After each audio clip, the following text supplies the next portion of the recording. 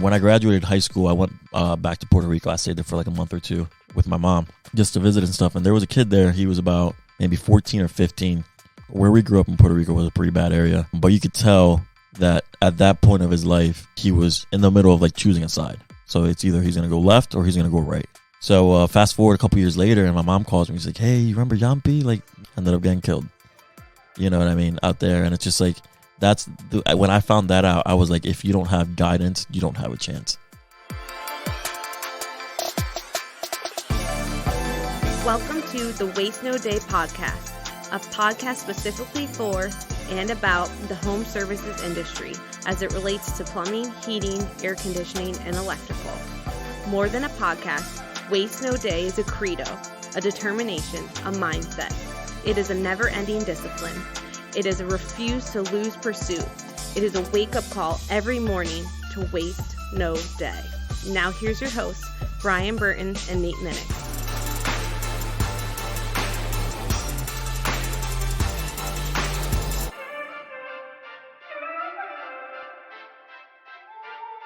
Welcome to another episode of the Waste No Day podcast. Your hosts, Nate and Brian, are hanging out with you once again. And man, do we have another great episode for you.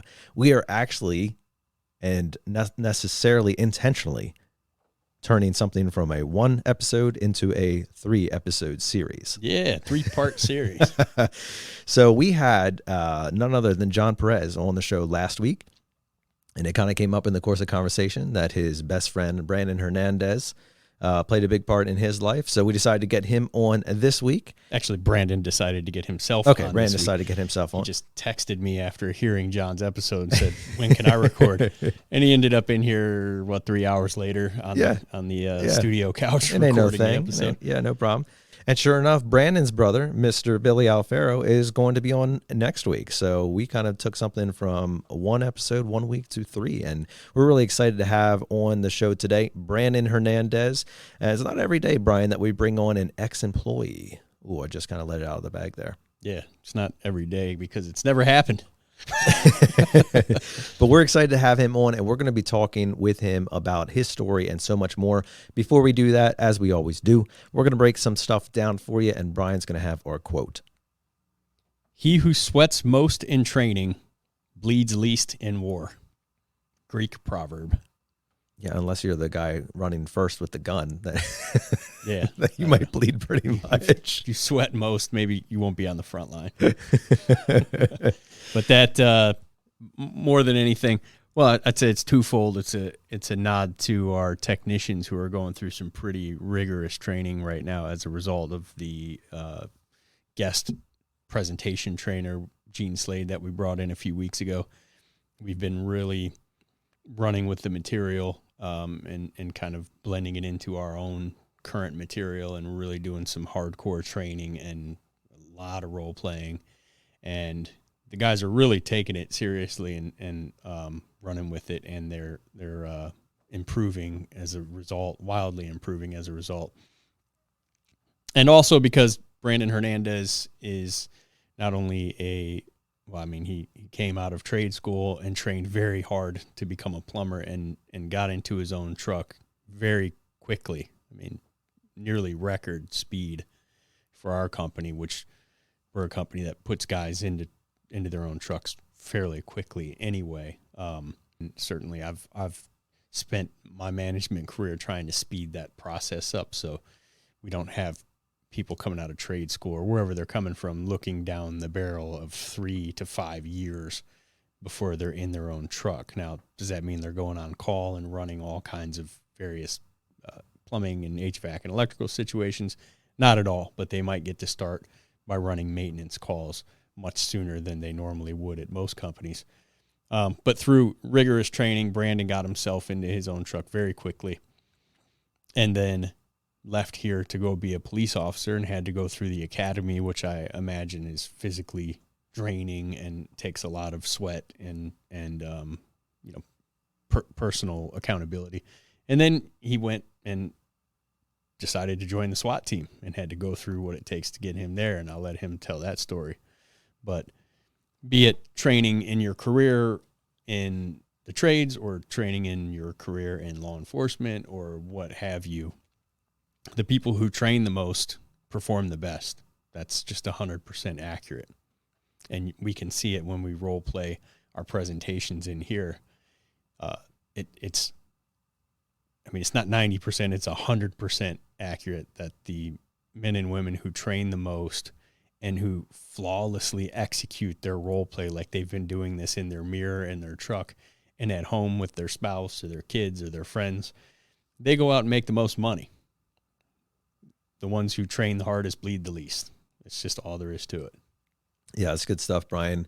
And why you may be asking the question, why are we having on somebody who actually exited the trades on our show? And it's for a number of reasons. One, because he's just a good guy and he's got a great story, and we want to hear more about that.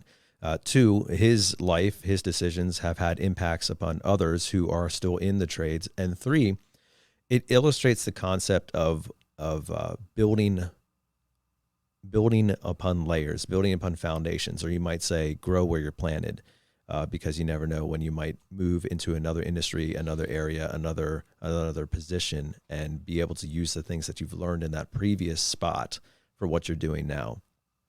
And that's a really big thing that I want to talk about is the concept of learning and refining and maturing yourself in whatever you're doing right now. Don't overlook the fact that process, that evolution of who you are right now will absolutely affect what you're going to be doing next. And that could be in the same company, in a different position, maybe move up or maybe move horizontally, or as in Brandon's case, it could be a totally different industry.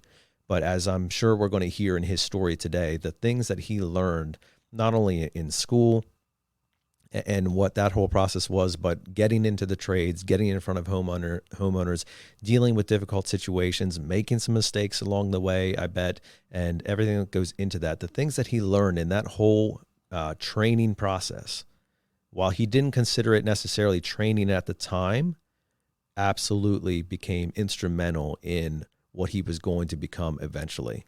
And so it's one of those things where you don't often sit back and think about, what I'm doing today is going to have drastic impacts upon what I'm doing tomorrow, but it can and absolutely does work that way. And I think we're going to hear that in Brandon's case. I would also say he's on the show, I don't want to say despite being an ex-employee, because Brandon is a friend of mine and a friend of yours and a friend of many people who work here. Hopefully a future employee as well. Yeah. We're still trying. Let's talk him into at least retiring here. But he's still a friend, and we have no hard feelings about the fact that he left the plumbing trade to pursue a law enforcement career. In fact, I recall sitting down with Brandon, and he didn't tell me what he was doing necessarily. He asked my opinion at first. And I talked to his best friend, Jon Perez, our last guest, about it. And we both just kind of chuckled as we said, Brandon was born to be a cop. He's like perfect cop material. And I don't just mean his demeanor, although his demeanor is that of a police officer, but his sense of fairness and justice are bar none. I mean, they're out of this world. He's a rule guy. He's a fairness, justice guy. His personality is the type where he is always going to tell you what is happening or the truth, or it just is what it is with him. He doesn't do fluff. He doesn't do it tells it like it is. It tells it straight. Shoots it straight. 100%. He doesn't flatter at all. It's just if this is how you made him feel, he says it. If it's the other way, he says it. If he says he's going to do something, he does it. That's who he is. Like, I don't know that I've ever had somebody hate on call more than Brandon Hernandez. And, let me know every time he was on call. Oh, I hate this dude. I'm like, yeah, I get it, buddy. I hated being on call the second most. I was number 2. So but that is who he is. And whenever he would tell a client he was going to do something, that it would get done. And this involved many times where Brandon would say, I'll get your water back on today. I would find out the next day that he was out until 2:00 in the morning because, this job he started at 8 p.m. took him until 2 a.m. to finish, where a lot of guys would have said, hey, going to keep it shut off.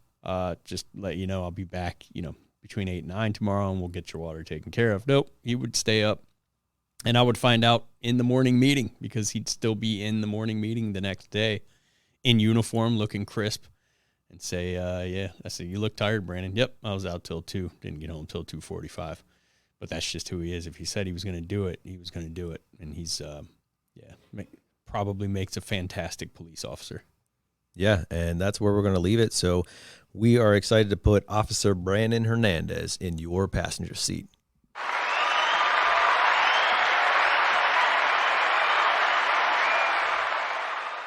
Brandon Hernandez is joining us today, and we're going to be talking about from sewer lines to SWAT team with Officer Hernandez. We're excited to have him on the show. He is one of our former employees here at Benjamin Franklin Plumbing in Lancaster, Pennsylvania, but he now serves as a SWAT officer with the County of York in Pennsylvania.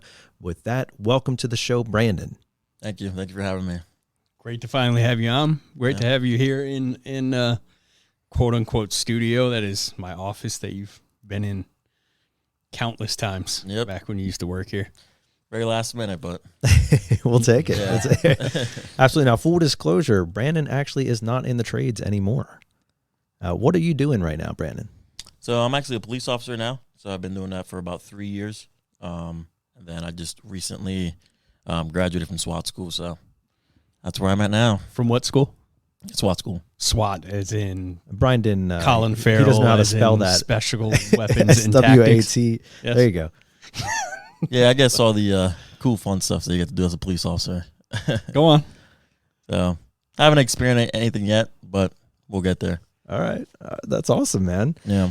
Well, we want to jump into your story, and we want to kind of track the whole way through. We actually did a podcast with a good friend of yours a little bit ago, Jon Perez, and we got to hear his story and how plumbing and the trades really made a big impact in his life. Now, he continues as a plumber, and you've transitioned into a new career, but I think you have a lot to share as far as how the trades set you up for future success. Even though you're not currently in them right now, you got a lot out of it, right? Yeah, I did. Yeah, definitely. Awesome. Full disclosure, he knows all about the Jon Perez episode because he texted me and said, yo, wait, hold on. I'll just read it. This was like maybe, an hour or two ago? It was, when you going to get me on your podcast? Listening to Jon's right now. That was at 11:22 a.m. It is 2:01 p.m. And I said, turn your lights on, buddy, and get over here. I like it. Not often I'm in a room with the Jake, and I'm comfortable, but I'm comfortable right now. It's finally, it's come full circle. At least for right now. He wants to get on the podcast before he starts breaking down doors. Okay, well, Brandon, let's start at the beginning, man. What was your story, kind of growing up and coming into high school, and then looking down the barrel of graduation and saying, what next? Give us a kind of a preview there. Yeah, so after hearing Jon's, podcast and stuff, like him and I are very similar. I mean, that guy and I were tied into the hip up until I left and wanted to become a police officer. We went to trade school together, middle school, high school, trade school. Even, when we worked commercial construction for a little bit, we were together, and then we came to Ben Franklin together. So we kind of on the same boat where, senior year came along and everyone was figuring out what they wanted to do and, going to college and stuff like that. And I don't think anyone in my family went to college, and I had no idea where to start. So I didn't really have that good guidance of trying to, decide what I wanted to do because, for one, I had no idea what I'd do myself. So in high school, I was always very, very hands-on. I always took the, woodworking classes, metal tech classes, Sure, all that kind of stuff. So then probably came maybe a week before, application deadlines, and I had no idea what I wanted to do. So I sat down with an instructor, or with a teacher, I guess, right there is Mr. Care. He's probably still there. Him and I became pretty close, and he was my metal tech teacher, with welding and stuff like that. And he brought up at high school. Yes. Yeah. He brought up Thaddeus Stevens, and he really wanted to go there for metal fab and welding and stuff like that. And because I was I guess a decent welder, as much welding as you do in high school. And for those of you not from the area, Thaddeus Stevens College of Technology is a 2-year associate's program for anything from HVAC to, I think they have nursing degrees and plumbing and electrical and architecture and mechanicals and all those types of things. Yep. So after talking to Mr. Care, and it was pop in my head, and I was just like, I don't know if I want to be doing the same thing over and like welding over and over again, and so. Of course, me, growing up the way I did, I started looking at the dollar sign. So I started researching, hey, who makes the most money and this and that. And, I talked to him about plumbing, and Jon was, actually thinking about doing the exact same thing. So I applied, and I applied a little late. So I got a little late start. I had to go through this, like a year and a half or a half year before I could actually start the trade. And, that's, I was definitely looking at the dollar signs when I selected that, and I don't regret it at all. Definitely the, the seed and the foundation, the footstep to, where I'm at now, and relates to a lot what I do and stuff like that, especially with like talking to people and a bunch of different stuff. We'll get there. But I loved it. I loved working with my hands, and I was real nervous because I wasn't grasping things. I wasn't the smartest person in high school. My grades weren't the best. But we got to Stevens, and I kind of had that same mentality. I was like, man, like I'm not that smart. I don't know if I'm. I can barely do math. I can barely do this, but something just happened that it just clicked. And I remember talking to Miss Tyndall, our instructor there, and I was like, I'm not getting this. Like, I'm having a hard time. Like, just like Jon, like I did not know how to read a tape measure. And then she put it in a way where if you didn't understand it, but someone else did, she wouldn't try to teach it the same way. She would do a bunch of different. Is that Joe? Yes. Okay. Yeah. And it's the thing that I loved about Stevens was that over there they weren't just there to teach. You know what I mean? Sometimes you go to other schools and instructors are just there to teach. They'll put on a PowerPoint and that's it. Mm-hmm. There they really like got hands-on with you and really made sure that you understood it. And probably like a week or two into the actual course, like things just started clicking. Like I knew how to measure, just like running pipe and doing all that plumbing stuff. Something just clicked, and it just made sense to me, and it just made me more of a better thinker and a critical thinker, and like figuring stuff out. And I have to do something with my hands, and before I start something, I have to look for I'll sit there and look for like 5-10 minutes before I actually get going, and say, okay, this is what I want to do, this is how I want to do it, and so forth. So prior to that, you had no plumbing experience at all. Yeah, right? nothing. So you're walking in there. You said you were doing some mechanical classes in high school, but you had never picked up a piece of PVC pipe with intention of, putting a level on it and connecting it. No idea. Yep. Yeah. I had nothing. Yeah. And it's not like, even in my family, like we didn't have construction workers or anything like that. So I was legit like the very first one to ever go that type of route and learn that, So, yeah, now we're here. We sure are. Yeah. So with going to school there, and it kind of sounds like you had a similar experience with Jon, where like things, like he's also spoke highly of the instructors there and how they spent extra time with him going over with things. And it seems like you mentioned you had that click or that kind of that light bulb moment where things finally started making sense for you. Like, was it easy then after that? And it was just a matter of kind of learning all the different aspects, or did you have additional work, or how did you get to a place where you felt confident coming out of school that it wasn't just like, oh, okay, now I know how to do reading a tape measure, now I know how to actually install a water heater? Yeah, I don't know, it's just when you're like, I'll give an example, like you're in high school and you're learning about biology or stuff like that you have no idea if you're going to use chemistry and all. You have no idea if you're personally going to use that the rest of your life. So like with plumbing and, okay, this is how pipe's going to go in, or this is how a building's going to go in, and so forth. Like it kind of just made sense to me, and understanding what was going in made it easier to actually install that kind of stuff and just kind of see, what I was doing rather than, so I was learning something, and I was learning on why I was learning that. Right. Like when I was in school, I was learning, geometry, but I was just learning it to learn it. Why am I learning geometry? You know what I mean? So you think it made a difference because you knew you were about to literally apply this in your real life job coming out of school? Yeah, and like, I think so, yeah. This isn't practice anymore. This is the real stuff. Yep. And funny as it is, geometry being about the only one that you would actually apply. Yeah, I know, right? Look at that. In plumbing. Still don't know many plumbers who know how to spell, but geometry, use it all the time. I can barely read and write right now. Oh man, so you had I think you also did the kind of extended program there because Jon had mentioned you got in late. You had just mentioned you got in late, so you ended up having 3 years there. So you did most of your gen eds in year 1, and then really started into the trade part in year 2 and 3. Yeah, I don't know how, but I somehow got lucky and I only had to do half a year. So I did half a year and then 2 years of the regular program, because I got in the same class as Jon.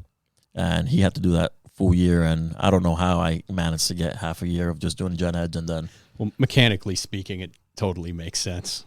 How much quicker Brandon got the tools and how things go together. He's gonna love this. I'm sure Jon will listen to this. We're fine. We're fine. We're gonna have to record podcast 2 for Jon here so he can get some shots. All back. of his comebacks. Well, that's what he said. I heard him talking smack about how he used to throw me around as a kid, and I told him I was gonna talk some smack too. So I'm sure he's gonna want to come back on here. Well, Brandon, with that being kind of your career trajectory, what you decided to do, what was your personal life at that time? I mean, would you kind of fallen into the more of like the lost category where you weren't quite sure? Did you have a pretty good established grounding and you were just looking to capitalize on, like you said, financial success in your choice? Where were you at kind of on the personal side? So my senior year, my parents actually had gotten divorced, and looking back at it, it's whatever, it happens, but during it was just like the end of the world for me. Like, it felt like things were crashing down on me, and so my mom had moved back to Puerto Rico, and my dad, I was living with my dad, and just kind of those situations where we didn't really grow up. I should just say the most fortunate, because my dad, my parents worked really hard to feed 5 kids, 5 or 4 boys, and I know how much I spent on groceries just for myself. I can't imagine, what it was for, 6 people in the house. Yeah. So, we weren't the most fortunate, but they made it work. So, coming out of school and stuff like that, and not knowing what I wanted to do and going to Stevens, it was just kind of one of those things where I had no other choice. Yeah. I had no other choice but to find something. At that point, pretty much my back was against the wall. Like, I wasn't going to go back, back home with, dad, because, dad and I were, it was just, I shouldn't say a bad relationship, but it wasn't. Two people in the same house. Yeah. It was just almost like a roommate situation. It just wasn't good at that point. So I actually moved out when I was 17. Yeah. So I took all my stuff and moved into Stevens, kind of like Jon did. And during breaks, the girlfriend that I had at the time, I actually stayed with her parents, like during like winter break and like summer break and stuff like that. And then once I finished school, I found my own apartment and stuff. And Brian scooped me up from school and got me here. Literally in my car. Yeah. Let's go, bro. Bring your boyfriend Jon here. Let's right. So I didn't know until he said that I mean, I never went to college, or trade school or anything, but I didn't know until Jon said that during winter break, during whatever break, you couldn't stay at the dorm. Yeah, you had to let them know super ahead of time and they'd have to go through a process to see if they will let you stay. But obviously during the summer you can't do that because they're just closed. Yeah, they don't have school. They don't have classes or anything during the summer. At least back then they did it. So yeah, we were kind of just stuck, trying to figure out where we were going to stay and stuff. And did you know Jon was in his car? I didn't. I literally called him as soon as I heard that, and I was like, "You bro, found that out on the episode." I was like, I knew he was crawling in through the window. I knew that for sure because I crawled in through the window a couple times too with said girlfriend. Yeah. So, but no, I did not know about the whole car thing. I called him and I was like, dude, what the heck, man? Like, why didn't you tell me? And we could have helped each other out and stuff. But we made it work, and the parallels of your stories are quite amazing. That both of you are literally coming out of difficult situations at home, and kind of not sure what to do, didn't have a lot of other options, and basically found your way into a trade school and made it work. It's funny, because I remember meeting Jon for the first time, and I remember he was where the neighborhood that we lived in as a kid was like, and I guess you could call it the suburbs, but it was like the bad neighborhood of the suburbs. You know what I mean? Yeah. So when John moved in and he moved in from the city, I remember seeing it and I'm like, man, this kid's trouble. I'm like, this kid is trouble. I don't know why. I remember he had a long ponytail, always, Really? And, yeah, John had a ponytail. You don't have any pics of that, huh? Nah, I don't have that. But I don't know what it was. Like, it was just, we just clicked and we just became boys. And, ever since then, we struggled together. And, countless times where I went to his house and he came to my house,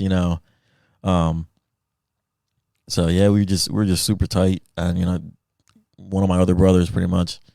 And, yeah, we I don't know, we just motivated each other and pushed each other to, to get where we are now. And I'm super proud of him, man, because I looked at him a couple times and I was like, I don't know if this kid's, I don't want him to go, off the deep end, just because we did grow up around a lot of negative stuff, you know what I mean? Right. Luckily, I had a lot of people always pushing, saying, hey, do this, do that, get into sports, get in these clubs and this and that. And he had that too, but they weren't doing it as much as I was receiving it. So I would always be like, yo, let's go do this or let's go do that. It's funny, his mom, I always made fun of him for the longest time because I told him his mom liked me more than him. Because every time we'd go somewhere, he'd be like, hey, Ma, we're going out or this and that. And she'd be like, oh, is Brandon going to be there? Who are you going with? Are you going to be with Brandon and this and that? So I always made fun of him because I was like, yeah, your mom likes me more than you. It's a good story, though, because the power of positive influence and mentoring and, the faithfulness of a brother makes such a difference at that stage of life, right? Oh my God, yeah, absolutely. Like, there's if you don't have good guidance, no matter where you're at, you're not gonna have a chance. Like, if you don't have someone in your ears saying, like, showing you positivity and this and that, you're not gonna have a chance. Like, I'll give a good example. When I graduated high school, I went back to Puerto Rico. I stayed there for like a month or two with my mom, just to visit and stuff. And there was a kid there. He was about maybe 14 or 15 at that time. And you could tell that, and where we grew up in Puerto Rico was a pretty bad area. But you could tell that at that point of his life, he was in the middle of like choosing a side. So it's either he's going to go left or he's going to go right. Left being bad, right being good. And I remember talking to him and, he was like, I remember we were playing basketball. And, I was talking to him like, man, this kid got a good shoulders. And I was like, listen, like, you got to do this, make sure you're not getting into this and that. Well, out there, man, you show a kid a little bit of money and they'll do anything for you. You know what I mean? So fast forward a couple years later and my mom calls me. She's like, hey, you remember Jon P? Like, the kid that, you talked to, blah, blah, blah. You took a picture with him, this and that. Ended up getting killed.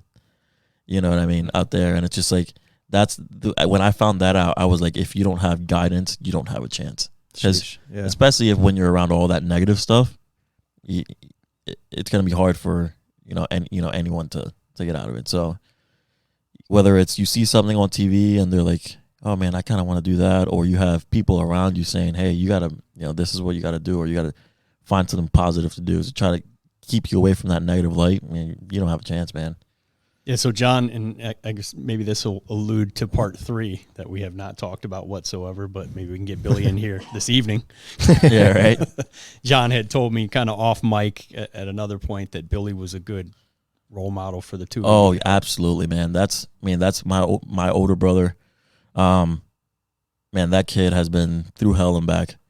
He honestly has made me I know he looks up to me a lot just because where I'm at, but I look up to him way more than he actually knows. Like, that kid has been through hell. He, like, when, I was in college and all that stuff, he always, like, made sure that I was okay.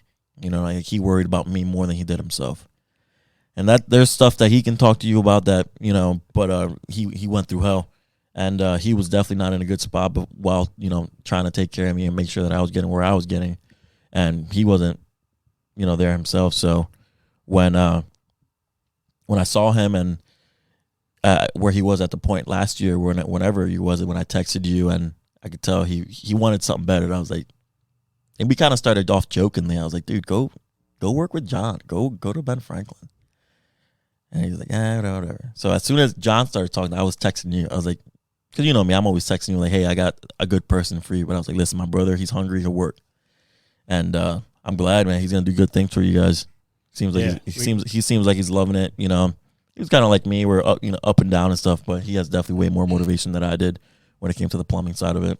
Yeah, and he's we interviewed him as a result of that conversation, and I remember saying, I don't know who I said it to, but this guy is like a dead center mix of Brandon and Jon. Yep. In some weird way. I don't know, man. Like I would get into situations where, I mean, you remember, I'd get into something and like I'd call you and be like, just do this. And I'm like, man, this is BS. Like I don't want to do this, like this and that.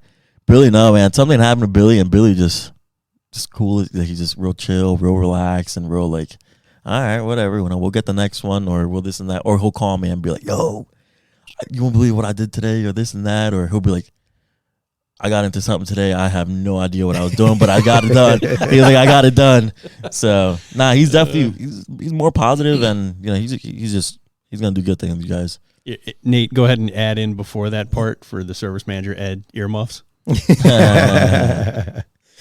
Yeah, Brandon. Okay, so it's awesome to hear like how you had those types of influences in your life, and I think a lot of it also comes. We talked about it in Jon's episode too. A lot of it comes down to you, right? You still had to choose that. You still had to make the choices that I want to make something of my life. I want to choose right, not left. I want to choose, straight and not off the beaten path into some bad stuff. So kudos to you for that. And thank you. Where do you think that determination came from? Honestly, the first thought that came to my mind, I think I was just scared of my mom, because I know if I did something, something bad, my mom was gonna kick my butt. Yeah. So, no, I guess you could say her. I mean, like I saw her. Like I said, I don't know how they bought groceries for all of us, and how determined they were, and she was just a strong, just an individual woman. So, yeah, I mean, she's definitely made me who I was as well. I mean, I have not done any of this by myself. There has been a handful of people that have gotten me to where I am today. There's another guy. When we moved here from Puerto Rico, there was a program in Lancaster City. I don't know if they do it. We used to call it Tuesday Church, but it was a program where this group of Mennonite people would come up and pick up inner city kids. And I remember now looking back at it, and I talked to my mom about it, and I was like, I was like 6 or 7 years old. Why did you let me go with these random people, that we were going to church and stuff? But Billy and I became really close with this guy. His name's Jason. And he was probably maybe 16, 17, maybe 18 at the time. But he would pick us up. We'd go to Tuesday Church, and, pretty much took us out of that negative light for a little bit. And we got real tight, and, he'd pick us up. We'd go to his house, like with his parents and stuff like that. And we just became really, really close, and I'm very thankful for him. He's another person I'm super thankful for. It's funny, I just reconnected with him sometime last year. He saw that I had just graduated the police academy. And then he messaged me, and he was like, hey, I'm going to be in the States. Like, I'd love to, because he actually lives in Haiti now. He does a lot of mission work out there. He builds like roofs. Like he'll go out there and help people build houses and put roofs on it. So I met up with him, and he's just a genuine person, and he's a real good guy. And it just blew my mind, because we're sitting there at dinner, and the check comes, and I'm like, I got it. Listen, he's like, no, like I want to pay for it and this, and I was like, listen, dude, like you like took care of me as a kid. Like, let me do this for you. And he was like, nah, man, like you're a police officer now, and how things are going. I look up to you like crazy, and I just want to pay for this. I still didn't let him pay. I was like, you're gonna have to fight me before I let you pay. But when he said that, I was like, man, like I looked up to this guy for so long, and like now he's saying it to me, and it's just like just another person that build me up. So that's awesome, man. Yeah. Actually, Tuesday Church is still a thing. My brotly-in-law is the director of it. Awesome. That's awesome, man. Yeah, that continues. Hey, if you let him know, man, probably like last year, I was over at County Park with my dogs, and I see these probably like 7 or 8 kids, and there was a Mennonite girl with them, and I'm assuming it was going to be the same group. So the kids are all, they're playing with the dogs and this and that, and I could tell she was stressed out like crazy. So I go up to her, and I'm like, oh, is this, part of, the Tuesday Church, or, I had the same thing when I was younger. And she's like, yeah. And I mentioned Jason and Amanda's name. That's Jason's wife. And they were like, yeah, you know, they do. I don't know them personally, but I know them by name. And they do a lot of good work in Haiti and stuff like that. And I looked at her and I was like, I know you're stressing out a lot right now, but you're affecting these kids in a positive way more than you actually know. Just remember that, because, you know, looking back at it, it's changed me a lot and made me who I am today. That's awesome, man. Hopefully there's more stories like that of those types of ministries and those types of success stories. I mean, you know, we talked about with Jon, and I'm sure the same could be said of you, like, you know, what if, the what ifs. What could you have become had you not had those types of things in your life and made a couple different choices? It's crazy. One choice changes your whole entire life. It's crazy. I'm sure you see that every day. Oh my God, yeah. And my dad, I just talked to him with him like maybe a couple of weeks ago actually, and I was like, why did we actually move here to Puerto Rico, or from Puerto Rico? Why? Yeah, I just wanted a better life. And there's a little backstory within it where my grandpa was here. He passed away, and at the funeral, my dad found out that he had another half brother. So, you know, that kind of like started planning everything for us to move here. And yeah, like that one choice, like what if my parents didn't decide to move to the United States? Yeah. You know what I mean? Right. Well, how would my life be then? Right. So, yeah, Jon and I talked about how we were both where we grew up and how we grew up one small, just tiny decision away from the story being completely different, and dozens of people across the country not getting to hear us on this podcast, right? Well, Brandon, let's step forward in your story there. So you're wrapping up college, and, you know, I think you mentioned that things had clicked. So, you know, you're kind of got a good head on your shoulders, and you're figuring you're ready to head out into the world. What was it like moving from instruction and class to all this that we call actual plumbing in the real world? For me, I don't think it was bad until I actually got on my own. Like when I got in my own truck, that's when things started. Like, so you started off in more of like the apprentice type. Yeah, so I rode along. I mean, it was funny. I would ask Brian, and I was like, "Am I gonna be ready?" And like, "Yeah, you're gonna be ready." So one day, and I shouldn't say I regret doing it, but I kind of kicked myself in the butt for it. I guess we were slammed, and there was a bunch of inspections, and we're sitting in here, and we're saying how plumbing inspections. Yeah.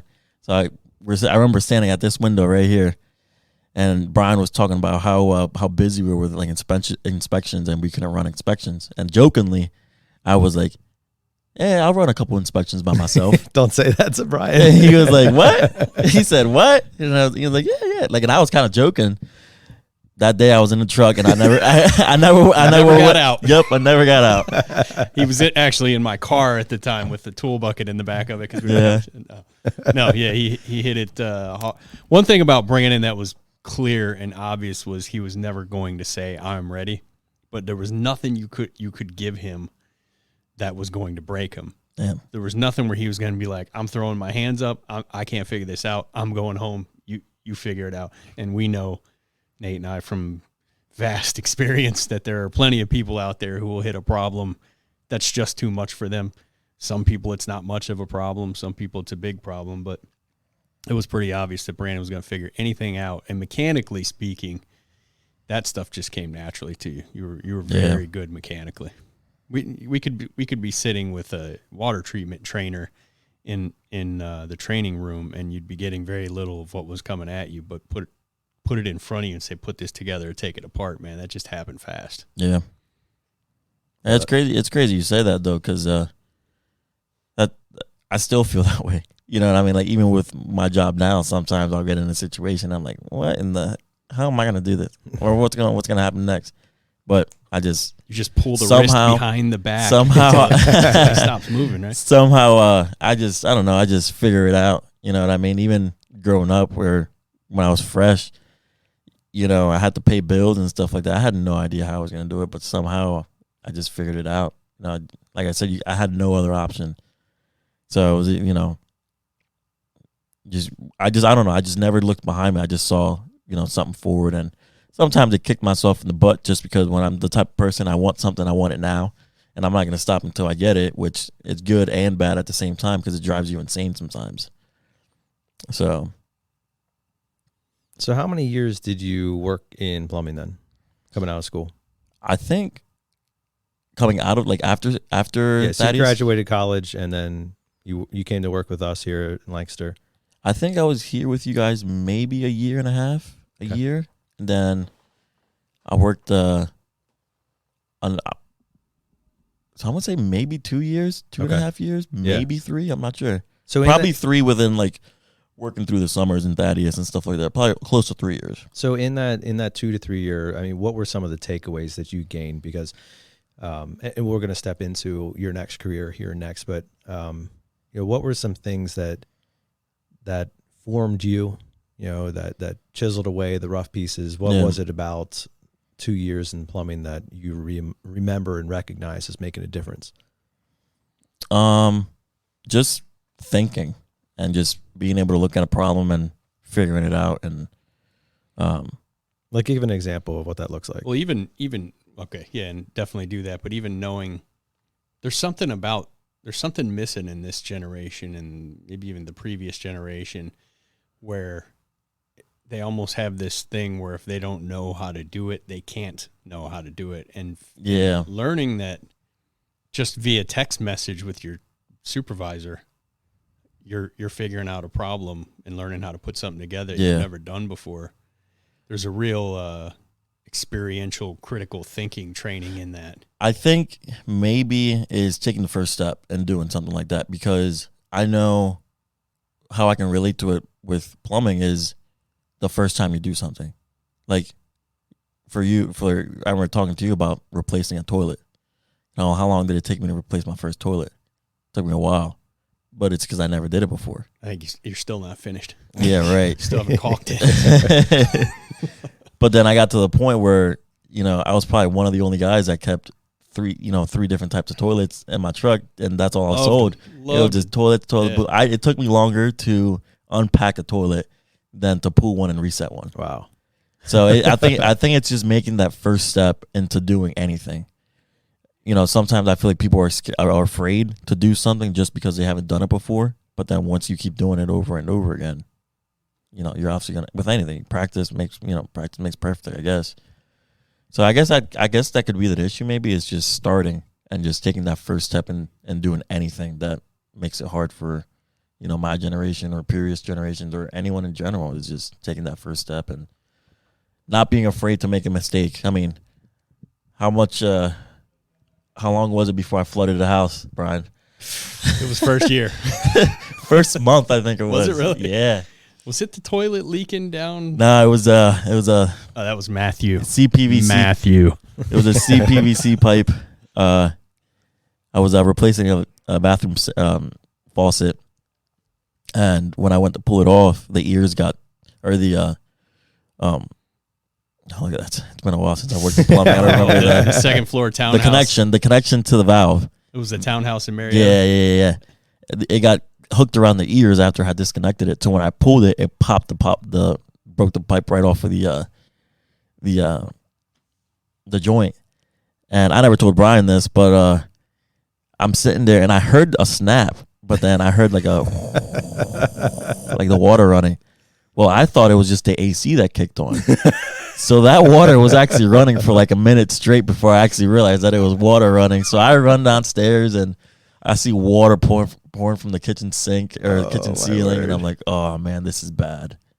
And it was such an easy fix. But I was like, Brian, you got to get someone out here. I don't know what to do. Like, I just flooded this house and this and that. And yeah, that never happened again.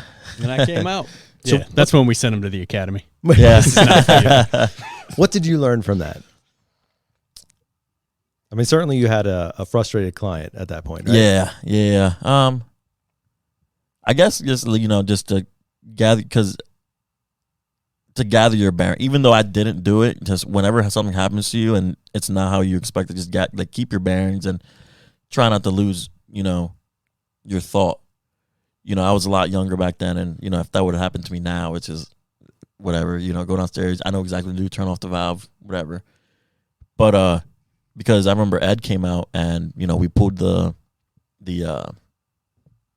cabinet from the where the sink was, and we cut into the floor, and It literally just had snapped off. It was such an easy fix. Like if it wasn't for us to have to take that stuff out, it would probably have taken me a minute to do. Right. But I was so flustered that I had no idea. Like I was like, I just flooded this person's house. I don't know, how to fix this. So, yeah. And what do you say to people who, like, looking back on that experience, what do you say to people that they get in that fear lock mode? Like they're so cautious about something like that occurring that they're not willing to actually step into a position of risk where it could happen. So they just back away from it completely. I think just knowing that you're going to make mistakes. If you're too scared, and it's funny because I was too scared to do things because I knew I was going to make a mistake. And even as a cop, like my first year as a cop, my first 3 months were terrifying just because I knew I was going to make mistakes, and I didn't want to stop cars. I didn't want to do anything because I was afraid of making mistakes. So I feel like once you get past that and accept the fact that you're going to make mistakes, because that's what makes you better, then I think that's when you're going to get the ball rolling and get better. You know what I mean? If you're not making mistakes, then you're doing something wrong. You know what I mean? You're not living. I learned that from a Stindle from Thaddeus Stevens. She said if you're not making a mistake, then you're doing something wrong. Yeah. Just because you're not going to learn from it. So how were you? I mean, how much less gun shy were you after? Because the support system, there being a support system means everything in that moment. And knowing that I answered, Ed came out. Oh, yeah. We got absolutely everything taken care of for the knowing client. I had and that's when I kind of started opening up a little bit. Like I wasn't shy to ask questions. I wasn't shy to ask for help. I wasn't, but knowing that after that, I feel like it comes from a supervisor point too. Like if you're feeling pressure from your supervisors, you're going to be more scared to do things. But, Brian was super cool about it. Ed was super cool about it. I remember actually Jon and Ed actually were the ones that came out because Jon was still riding with Ed at that point. And I was terrified. I'm like, dang, I'm going to lose my job. They're going to fire me for this and that. They're like, nah, man, like you're good. Like you were like, man, good thing that it happened to you now rather than a year down the road when you're more of a seasoned plumber, because it happened now and you're never going to do it again. Right. You know what I mean? Yeah, that was who was that? The founder of we're gonna have to look this up and edit it in later, which Nate never does. It's gonna sound exactly like this. Absolutely. It was the founder of IBM, Tom Watson. It's definitely Watson because that's their whole thing. They had somebody make a mistake, some kind of computer mistake that cost them $1 million. His supervisor came up and saw Mr. Watson and said, understand, you want me to let him go. Is there any legal action you would like me to take against him, being that we lost $1 million as a result of his mistake? Right. And Mr. Watson said, fire him. I just spent $1 million to train him. Why would I give him to somebody else now? That's right. Yep. And every time somebody makes a mistake like that, which, that kind of mistake doesn't happen too often. Yeah. It's typically something much smaller, but it does happen. And we know that here we pride ourselves in getting guys into trucks a little bit faster. I mean, it'll take you a lot longer to work on gas lines than water lines, but we do, I wouldn't say rush the process, but we have a good training system and we get guys into their own trucks faster than most places, certainly where I grew up. But we know that that's part of the cost of doing business. Is there could be a mistake here and there, but ever since I heard that quote or read that quote, I just try to keep that in mind. Like, there's no way that guy did that on purpose. Yeah. There's zero chance that you said, you know what I'm going to do? I'm going to snap this water line off in the wall, and then I'm just going to play in the water for a little bit because this would be fun. Yeah. So we try to make it as nurturing as possible to make sure that you don't. I already know what you feel like on my way there because I've made mistakes in plumbing before. Yeah. So we try to make it as a nurturing environment as possible. Get the client taken care of, number one, and then make sure that you learn from that mistake, and on we go. I mean, if there is no pain, there is no gain. You know that as lifting. And Brandon, looks like you've seen a set of weights sometime here. Yeah, since the last we met. I hope. Another thing that I'm guessing was a big change coming out of college was interacting with homeowners. what did you learn from all the uncomfortable situations that can come up, with somebody in their home and them having a different type of personality than you do, and how you kind of adapt to all of that? I don't think I had an issue with like just talking to people, because I've always been very friendly and just it's easy for me to talk to people. But I think what I struggled with was Brian always, I remember him saying it was sticker shock. Yeah. Was, just those, I would look at something and I'd be like, I don't know if I would spend this much money on it and stuff like that. But I quickly realized that there are people out there that will spend that money, and, buy stuff that they do need, So it's not just that. It's also an understanding of the value of yourself. Oh yeah. Right. So yeah, that's what I struggled with, because I was 20 years old. I was a 20-year-old kid, out, doing this job. But then, I didn't realize at that point, I was like, you worked hard. You went to school for this. You're working for a good company. You are worth this. So, once I didn't really realize that until like closer to the end. But yeah, once I realized that, where, you guys aren't just hiring any Joe Schmo off the street, and, you're getting a good person in your house, and that's what they're paying for. They're paying for not just the work, but they're also paying for, those, you have a good person. They don't have to worry about, if you walk into a house and leave something out, on the table, about it being taken, just because, you're not hiring those type of people. What's funny about that, Brandon, is like that mentality of I'm not worth it, or I'm only worth so much. It's not relative to age. Like you can find 55-year-old people in the trades who still think that they're only worth $20, $25 an hour or whatever it is. And they don't value themselves above that. But like, that's so not the case. I mean, the older you get, the more experience you have, the more valuable you are. Like, right. Then you're not snapping off things like that, or then you're not confused about an issue that only 3 people have ever seen before you. And like, people just, they never realize that, 5, 10, 15 years of knowledge, we're not paying for you to turn the wrench. Yeah. We're paying for you to know which wrench to turn and how to turn it. Right. Right.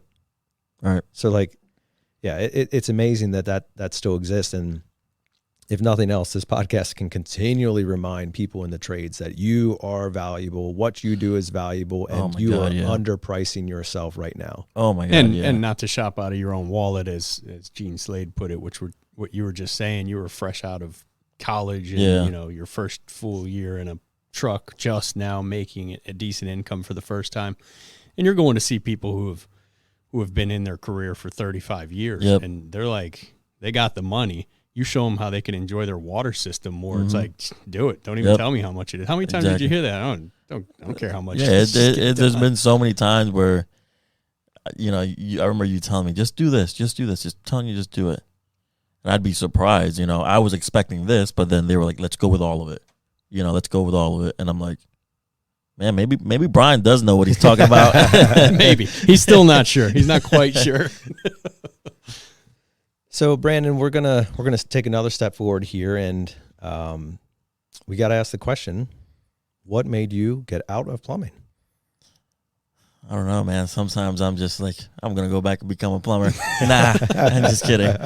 Nah, I love my job, but well, you kind of, and correct me if I'm wrong, you knew even before you got into your own truck that you wanted to become a police officer. I don't think I knew by that point yet.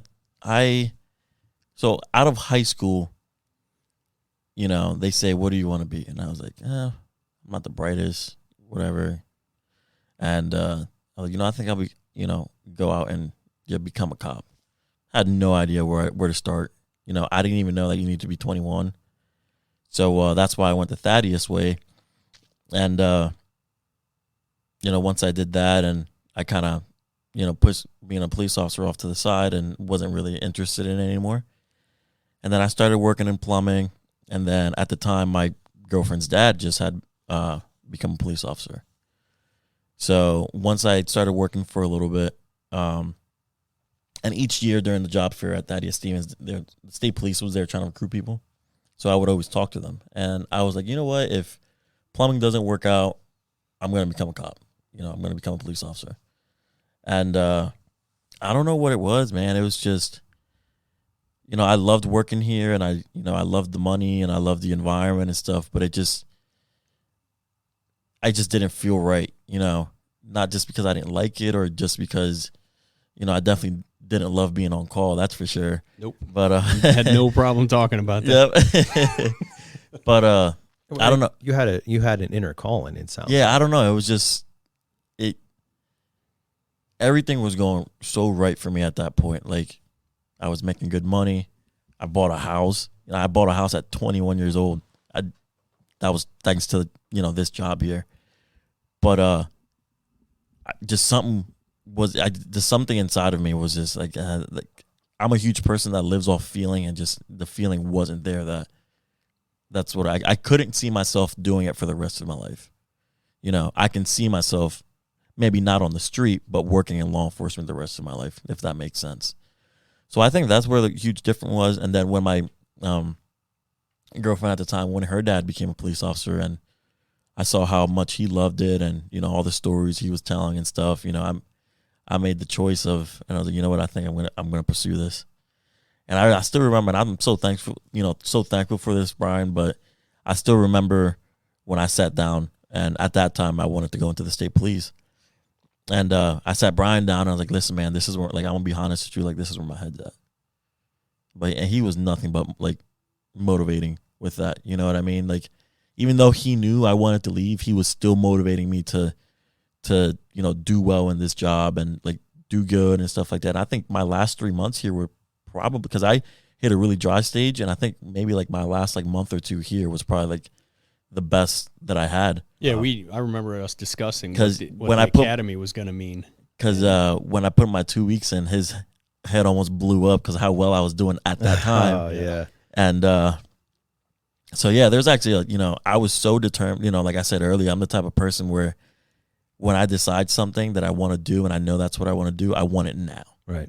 And I just, I had struck out with the state police, and I was just struggling, like, just mentally. And I was just like, man, I really want this, but I wasn't happy, So I ended up, working, construction for a little bit, because the schedule was a little bit better. And then, I knew that the state police wasn't one of those things where I was going to get in right away. So I decided, I was like, you know what, I'm just going to go to the local academy. And I went up to Hack, and I put myself through. That's Harrisburg Area Community College. Yeah. And, I wasn't working for it. That was probably the hardest time of my life, because, I had a house, I had, a car that I needed to pay for. But you had been saving for that. Yeah, yeah. So that was part of your discussion with me, was that you needed to stock up as much money as possible to go through the academy, which I think had a lot to do with, probably more than anything, your success for those months, because you were just like, I got to go on a spending freeze and make as much as I can and get ready for this academy where I'm going to be. Yep, because I literally I wasn't even in my house maybe a month or two before I left here. So I stacked up all that money. I picked up a coaching job at high school, coaching track, saved all that up, and then saved anything and everything that I could. And then, I put myself, through the academy, and I paid for that. And what were the hours for the academy? Oh God, Monday through Saturday. It was like 8 a.m. until maybe like 6, depending on the day. Yeah. Wow. That's intense. So our academy was like the first academy to have the hours that it was like a new program. So they actually had added courses and added hours. So our academy was a lot longer than what the previous academies were. Yeah, I remember being like, oh, what is it? Come on, 2 hours a day, bro. You can work. Come on. You can come back, run a truck through the academy. Jeez. 8 to 6 days a week. Well, I'll say this, though. Brian is a man of his word every single time, because I remember, like, the last month of the academy, I was like, dude, I don't know if I'm going to get hired somewhere. Like, I still don't have a job yet. And I was like, can I come work with you for, a couple? Can you put me in a truck for a couple months until I get a job? He's like, dude, I got a truck waiting for you right now. You come back whenever you're ready. I start going through the list of the lowest ticket averages. He still says that. Yeah, man. But absolutely. We'll make it work. Yeah. You got to be in your police officer uniform though. Yeah, right. It's going to help the cause. So you went to the academy for local police. Yep. How long is that program? It's about 6 months, I believe, like 6 or 7 months. Yeah, Okay. because we started in May or June and we finished in December. Yeah. So about 6 months, yeah. And then how does that work? Like you come right out of the academy and you have to apply for jobs then, or do you get placed, or what happens? So you can either get hired before the academy and, whatever department puts you through, they'll pay you and pay for the academy, all that stuff. Most departments are like that, I should say. Or you can put yourself through like I did, and usually you get picked up while you're in it. And thankfully I got picked up on Thanksgiving, actually. Oh, nice. And that's when I got the call saying, hey, yeah, we're going to take you. And so I got hired there. And then once you get hired, you have to go through a field training program where you ride along with the supervisor for a couple months. And then after that, you're hitting the road and you're by yourself. Wow. Okay. So March of that following year, you were exactly. It was exactly in March. I think it was March 14th or something like that. Okay. Yeah. Terrifying day of my life. How old were you at that time? 22. Wow. I think 22 or 23. Yeah. Man. Still wet behind the ears coming out of police academy. Yeah. Oh man. It's just amazing. I even think about it right now. It's just like sometimes I'll be in situations where I'm dealing with people that are 2 times, 3 times older than me, and I'm trying to solve their problems. And right. You have this little guy from, Puerto Rican kid that was born in the island and came to the States, and he's 25 years old and he's trying to solve everyone's problems. It's just like, oh man. I don't know how it happens sometimes, but we get it done. That's awesome. So what was your career like then, kind of coming out of the academy, getting in that, would you consider that a beat cop type, like on the beat? Yeah. So like I said earlier, my first 3 months were just, I can't even explain. I was just afraid of making mistakes. Yeah. And thankfully the supervisor that I had at the time, he was super supportive, and, I didn't really feel much pressure from him, which made me more comfortable in accepting those mistakes that were going to be made. And by mistakes, I mean writing something wrong on a citation or missing something on a report and stuff like that.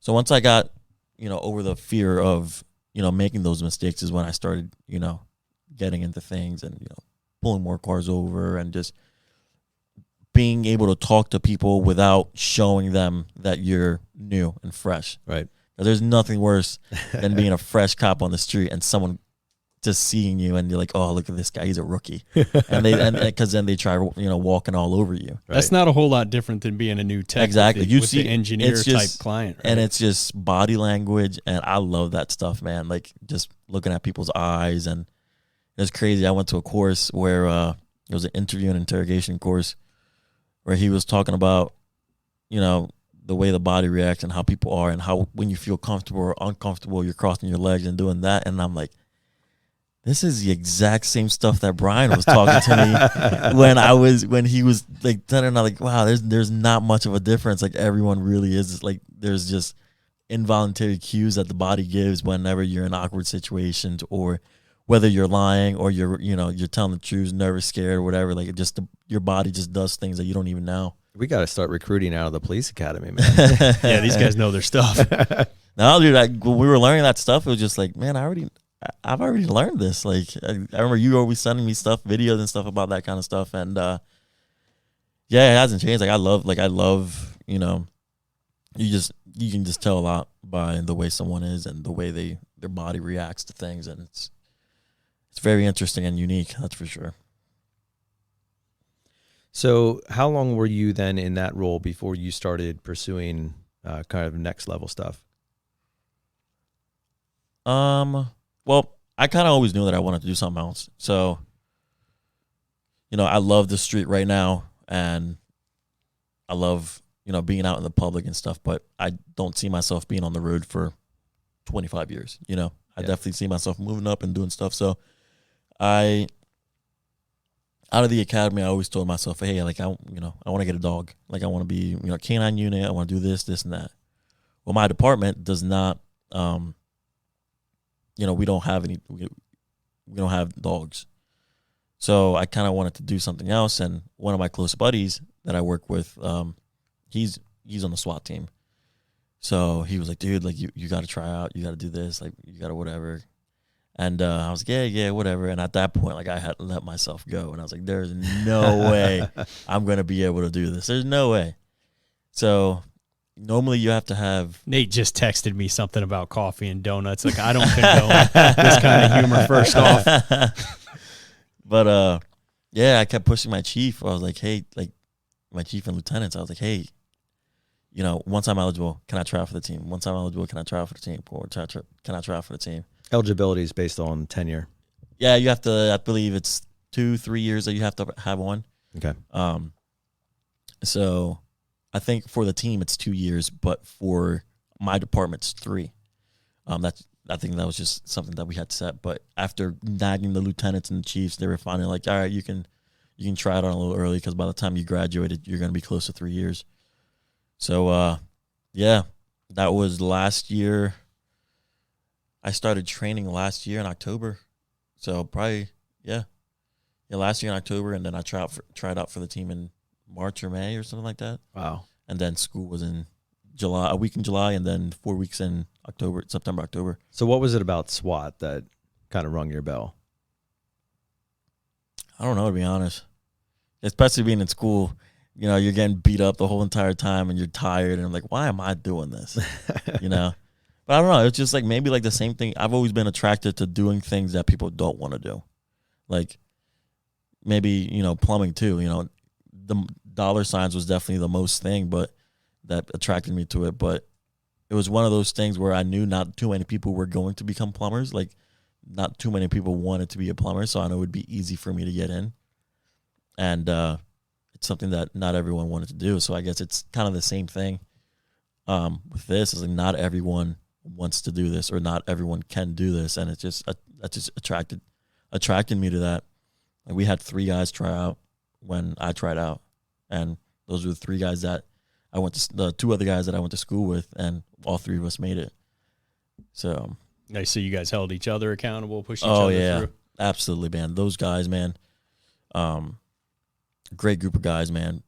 Tyler and Josh, they're my boys. There's another brothers that I added to my family pretty much. But, yeah, we trained together, and then we went through hell together at school. We started with 55 guys, and we graduated in 9.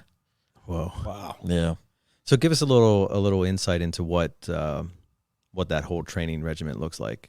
I can't go into too many specifics because they like keeping it on the wraps, just to shock people. If you don't, yeah, don't get yourself in trouble. No. But I won't mention what school it was, but it was just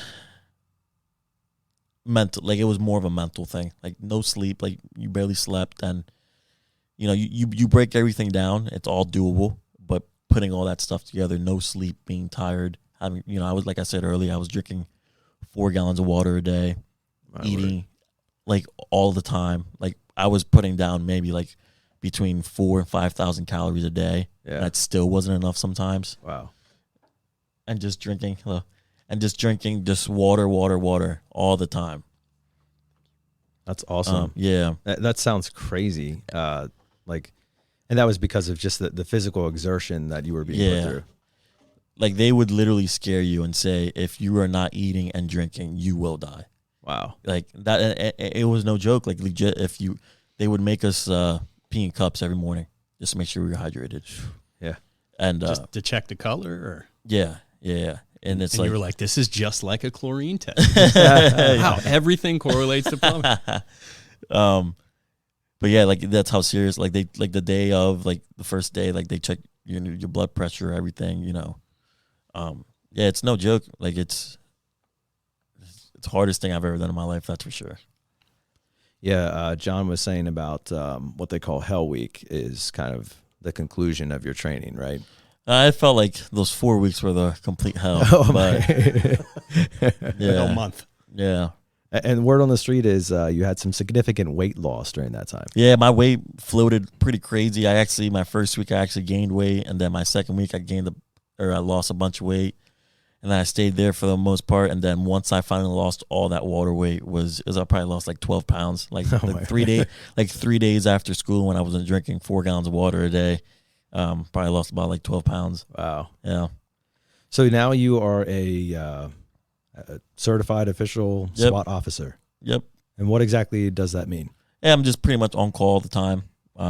Whether, if we have something scheduled, then we'll go and meet up and take care of that. But it's just essentially, I still do my regular roles on patrol, and but I'm just on call. So, we get a barricade or, a hostage situation or something like that, or, we have a murder suspect or something that we think it's in this house, then we'll get called out for the team for that. And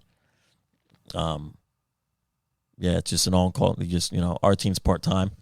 So I think there's a few guys that are full-time, but generally everyone else is part-time. So it's just, if you're working, then you go. If you're not working, then you go from wherever you're at. But this isn't like an on-call, like say the lady with the ice maker line that got clipped when she moved her refrigerator at 11 o'clock at night and it's spewing water all over the kitchen, and you get up punching the headboard of your bed as you put your boots on. You get up for this excited, right? There's an adrenaline team thing. So before I made it through school, I was just pretty much like a rabbit. Like, if we had a call out, then I'd, drive the van or sit on a perimeter and stuff like that. I wouldn't be able to go in the house. So we had a call. It was maybe like 2 or 3 o'clock in the morning. My buddy calls me and he's like, "Hey, are you going?" I'm like, "What are you talking about?" He's like, "Yo, we got to call out some guys like chewing out in the street and this and that." And even though I knew I wasn't going to be doing anything, my heart was still racing. I was just like, "Oh my gosh!" So it's definitely different. It's and sometimes even with the job, you'll go through things, and in the moment, you're like, "Okay, this is." And I think that pipe bursting was a wake up call for me, just because that was like the first time back in plumbing. Yes, because that was the first time where something legit crazy happened to me that I needed to do something, but I kind of just froze. So after that, like, something will happen now, and it's just, you got to do something. You got to keep moving. You got to figure out what you're going to do. But I'll get into situations sometimes where that'll happen, and I will figure it out, and then I'll sit back down and I'll look back at it, and I'm like, how did I know to do that, or how did I know that?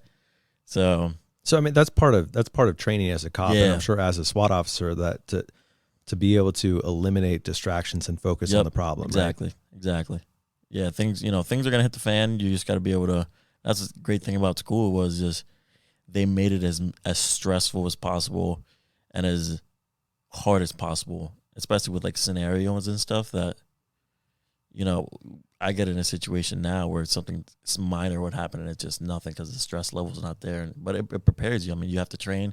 You got to be ready. You have to, you have to continue to do it, not only just as a SWAT operator, but just as a police officer in general. I mean, not even as a police officer, but just anything that you do, you just got to continue to learn, continue to train. Like, I'm always asking, hey, can I go to this training? Can I do this? Can I do that? And that's how everyone should be, just because you never stop learning. In any career, you should continue to learn stuff. So one thing I'm curious about, Brandon, is how in your mind do you make the move from, oh, this is a training scenario where if I mess it up, nobody's actually going to die, to, no, this is a real world scenario where things are out of control and wrong actions, wrong decisions can have real world impacts? Like, you said with school was great because it was so stressful and they made all these crazy scenarios, but how did you like turn off the part of your mind that's saying, oh, this is still just a training exercise, and then move into the real world where no, literally somebody died today, or literally somebody got hurt today? I guess personally for me, it's just, I don't see the difference, because even though I know it's a training scenario, my heart's still racing. You still get tunnel vision. You still get, so you're getting used to how your body's going to react. So like when I'm in a training scenario, like I take it super serious. Even with like my own department, when we have like firearms and we have munitions, where it's scenarios with sim rounds, where, you know, you're actually being shot at, you're shooting back. So we're doing that, and you're still having the same exact, it's probably the closest thing that you will get to real life. Yeah. Because your heart's still racing, you know, your breathing's going all crazy, you're getting tunnel vision, but you train yourself to get out of that stuff, you know. You control your breathing, you know, you're kind of just learning how to react to all that stress and all of that. And that's what helps it, just because you'll look at videos of, you know, things that happen, and guys will be like, I don't remember, like they'll be like, yeah, I got into a shooting or something, and they won't remember any of it. But the reason why they were able to act and react to it's because of their training, you know. So it's just one of those things where you just got to continue to train. It really puts things in perspective, you know, for us in the trades. I mean, certainly we deal with stressful situations and flood people's houses occasionally, or the sparks are flying, or somebody's upset because they're cold or hot. But man, it's a whole nother level of stress when you have human lives involved, and firearms and all the things that go with that, and realizing that your training has to be on point. Yeah, I mean, even when it comes to, I mean, we have the exact same things where people are not upset. You know, it's funny because I did not think that people would call police for some things, but there's been so many times where people have called because they don't have hot water. Or No way. Yes, they don't have hot water, or their water's leaking, or they can't get a hold of anyone. Oh, and my word. Yeah, so like those are definitely like, you know, they're definitely stressors as well, because you're like, you're really calling the police for that? Yeah. But we got a job, you know, we're the police. We have to respond to everything. So, you know, you get neighbor problems and all that stuff. And then those are just tedious and annoying stressors, but they're still stressors, and they're just still there. So, yeah, it's just, I never thought that going from plumbing, I'd still be getting plumbing called as a police officer. You don't carry the tool bag in the truck and, you know, putting in a water heater at 11 o'clock. Yeah. Yeah. Oh, man. Hey, well, we really appreciate what you do. And obviously, I think it goes without saying that the climate, the political climate and everything that has surrounded police officers over the last 2 years has been difficult. How have you kind of made your way through what has been, you know, ups and downs of perspectives on police and everything about that? And how have you kind of like processed through all that, and ideally kind of coming into a little bit of a less erratic state of mind here? I don't know, man. Like, I mean, for one, my department's we have a very good relationship with our community, but I'm just me, man. Like, how I'm talking to you right now is how I talk to, you know, everyone, you know, the public and people on the street. And I didn't feel like I needed to change anything, because I know who I am. I know who I am as a person. I know who I am as a police officer. So I have no fear that how I am is, you know, going to, you know, affect me in any type of way, if that makes sense. Yeah. You know, especially in, you know, the negative light. And it's just media, you know, there's more there. I personally believe that there's more good out there than there is bad. Oh, absolutely. But, you know, headlines is, you know, negative stuff, which is, it's unfortunate, just because it's not how it is out there. You know, in light of all the craziness that's going on right now, you know, you won't believe how many people actually come up to me and thank me. They thank me for, you know, what I do and stuff like that. Like probably, you know, during day shift, at least once a day, someone's like, hey, you know, thanks for what you do, or this and that. And very rarely do I come across people that are being negative towards police and this and that. I mean, you get your average drunk, you know, they get drunk and they start saying stuff that they probably wouldn't even say if they weren't drunk. Right. But yeah, it's, you know, it's not as, it's bad. It's hard being a police officer, but there's more support out there than what the media shows. There's more good out there than what the media shows. And, you know, it's unfortunate that not too many people know that. I think that's probably an intentional counterbalance, because I think people kind of get that opinion like, man, these guys are just getting beat up. And so like they're going to step out of their normal routine to actually go about thanking you. Like, hey, we appreciate what you do, because they know, or they feel like there's so much negativity coming the other side. Yep. And there's been plenty of times where we've gotten help from, you know, from the public. If it's just one person struggling, like, you know, something happens and they're fighting with someone, you'll get people from the public that will help you out. Yeah. And, you know, I guess we're a little spoiled because where I'm at, but I mean, you go other places in the country, it's not going to be that way. Right. So each place is different. But yeah, there's more good out there than what we're seeing. So how old are you now?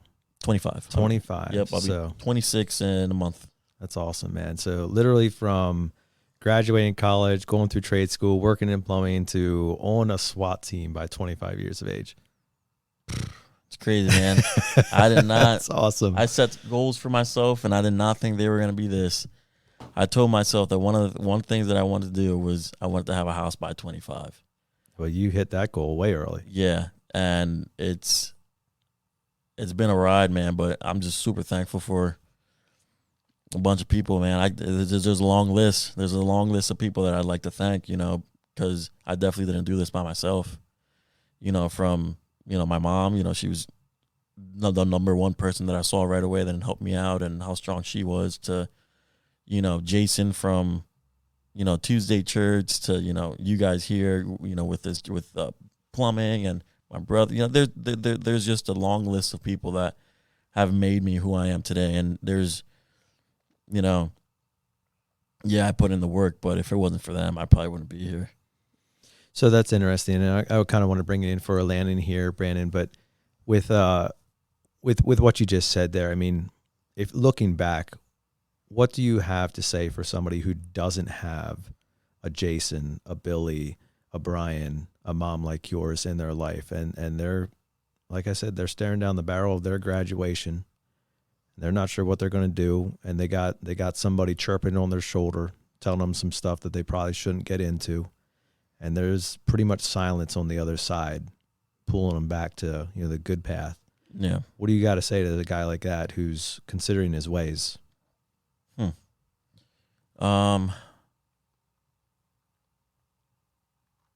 It's kind of hard to answer that question because, like I said earlier, if you don't have any type of guidance, it's gonna be pretty hard for you to make it, especially if you're around, if you're getting pulled towards a negative way. But I'd say just start somewhere. At least have a plan, have a a goal, and work towards that goal. And if that doesn't work out, then just do another goal. Think of something else to do. Just because, for me at least, I was dead set on being a plumber. That changed very quick. You know what I mean? But it was okay. Exactly. And it's okay to change, your path and your story and going, each in the right direction. But as long as you're going in a positive direction and just don't stop. And, things, life's not easy. It's going to get hard. It's going to get, you're going to get beat down. But in order for you to feel good, you have to go through that stuff. Because when you come out of it, it's such a great feeling rather than just everything being sunshine and rainbows all the time. Because if you don't go through the struggle, you're not going to know what the success feels like. So I guess that's what I would just say is just decide on doing something. And if that doesn't work out, then decide on doing something else. Try to be productive and positive with your life. And, hopefully someone comes around and, there's always someone out there that's going to help you or at least guide you. Yeah, and I'm sure in your current role, you unfortunately see the counterbalance to that argument of people that did not make those choices and chose to follow after some unfortunate influences. And that's got to be heartbreaking, as you come across that week to week or however often it is, to see those scenarios of people your age and younger who have made those choices and what could have been different. Yeah, it's definitely you definitely got to want it for yourself because, I can try to help you as much as I can, but if you're not willing to help yourself and do things within yourself, then no one's going to do anything for you in life. So if you realize that quick and, your back's up against the wall and you got one way to go and just keep going forward. Cause I could have had all those people around me helping me, but if I didn't listen to them and, keep moving forward with that, and then I wouldn't be here regardless. So it comes back to yourself too. Like you said earlier, you did that stuff yourself. So. Absolutely. Mm-hmm. All right, Brandon. So you are 7 years out of high school, a couple years out of college. Looking back over all that course of time, what would you say has been some of the most impactful lessons that you've learned that have turned you and molded you into the man that you are today? Just the no quit. And I just recently realized this was my just no quit mentality. Like I said, I wasn't the smartest person, but I didn't let that stop me from getting in some type of education. I wasn't the most physically fit person, but I worked my butt off and I got physically fit. You sure look plenty physically fit now. I played sports throughout high school and stuff like that, and that was my prime and I was good then, but I let myself go a little bit, and I never thought I'd be able to get back to that, but I'm definitely in the best shape of my life even while in high school. Wow. One thing I'll say too is I think what brought this no quit mentality was actually quitting something. Explain that. So my sophomore year in high school, I quit football because it was like 3 days or something, like mini camp, and it was just hard. It was, anyone that's been through any type of football camp know it sucks. It's hot. You're tired. You're getting blisters and all that stuff. So I got to the point I was just like, I think I'm going to quit. Like, this is hard. So I quit. As soon as I did it, I regretted it. And I think it might have been Jocko. He had in one of his podcasts and said that every person has to quit something, at least something once in their life to realize that you shouldn't quit. So, and that stuck with me now. I just don't have any quit with me. Up at school, at no point that in my head was I'm going to quit. Like, this sucks, is going to quit. It sucked. It was horrible. It was hard, but I never thought about quitting. There was plenty of times where they would tell us to do something, and I'd be like, I don't know if I can do this. Like, maybe that's just because I have a lot of pressure within myself, but I was like, I can't do this. It's not, but I could never quit. And I remember there was this instructor, I won't say his name, but I remember this is where it all went downhill. He said, Hernandez, I like you, man. I don't know why, but I like you. But I'm going to break you. Oh, great. After that day, he made my life a living hell. Oh, man, he just wanted to break me so bad. Just kicked my butt like the rest of the school. Like, and I hated him so much. Hated him. I was like, when I graduate, I'm not going to shake his hand. I'm not going to talk to him. Like, so I knew they were all going to try to be cool with me. Graduation comes, and we finally made it. We're all done. We started at 55 and got to 9. And he comes up to me, and he's like shaking everyone's hand. And I'm like, man, here comes this guy, man. I want to shake his hand. I didn't even go out to shake his hand. He just grabbed my hand, and he pulled me in for a hug. And he hugged me super tight. And he's like, Hernandez, I'm super proud of you, man. You want to know why? Because my sole purpose was to send you home and break you. And, I wanted you gone because I knew you couldn't make it. But, dude, you completely proved me wrong. You had no quit in you. He's like, I beat you to the ground, but you had no quit in you. So after that, I was like, man, I can't be mad at this guy after saying that. Saying this to me. So, just having that no quit mentality, man. Like, you can put, your body through more than what you think. And, I think it's David Goggins says, you're only when your body tells you that you're done, you're only at 40, or when your mind tells you that you're done, you're truly only at 40% capacity. Wow. So it's just finding that inner, no quit mentality inside of you and just keep moving forward, not just physically but mentally as well. With any job, any profession, any person, just don't quit and just keep grinding. And I have a long ways to go, but I feel pretty good where I'm at now. Yeah, man. And no better place to wrap it up there with that type of statement, Brandon. And we here at the Waste No Day podcast, we appreciate everything that you're doing on SWAT team, everything that you've been put through to get there. And we continue to encourage you to keep on pushing for that next level, man. Yeah, keep serving. Appreciate what you're doing out there, walking the beat, keeping us safe, buddy, when I'm over in your county there. Yeah, thank you. Before we do, though, I know that all the plumbers, HVAC techs, and electricians have this same question in mind. What is it that makes you decide to or not to pull over a contractor? A contractor? Yeah, you You see, now I don't want to say Sparkies because I know plumbers just naturally would have to pull over electricians if they become police officers. But Oh, there's been so many times I see a Ben Franklin truck and I want to stop it. you've texted me a few of those times.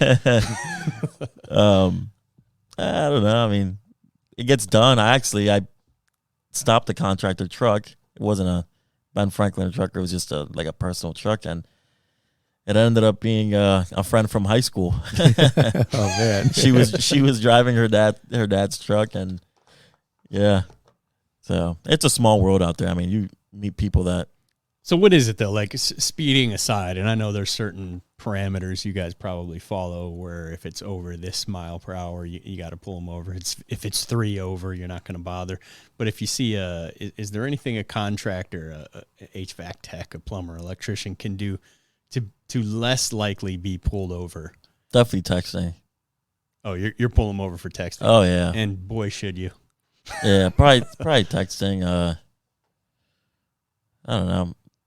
Yeah, that's probably the biggest thing because I mean we're all busy, so we're trying to get somewhere. But you're driving a big truck and stuff like that, and you start veering off the road and you don't even realize it. So that's probably the biggest thing that I see with construction vehicles and stuff like that, and definitely speeding too. I mean, we're all trying to get somewhere. So. Is there a certain speed limit they should? I know there's the quote unquote speed limit, yeah, but we I all think know it is called the speed limit. Merely a Speed suggestion. limit. He's on record here. He can't Yeah, what are you trying to do, Brian? Okay. So at 56 and a 55, done and done, huh? All right, good to know. Yeah, well, like I said, Brandon, it's been awesome catching up with you, man, and we are super pumped to see you succeeding in your career, even if it's not with us, which we're disappointed about. Yeah. Keep sending us great guys, man. Yeah, maybe after I retire, I'll come back and. There you go. Yeah. Yeah, right. Absolutely, man. There's room for you here. We'll make it happen. But yeah, it's been awesome catching up with you, and we do really appreciate everything you do. And I think this is another good message that resonates with that next generation, people who are on the brink of trying to figure out what they want to do with their life, and to see the journey, not an easy one by any stretch, that you've come through.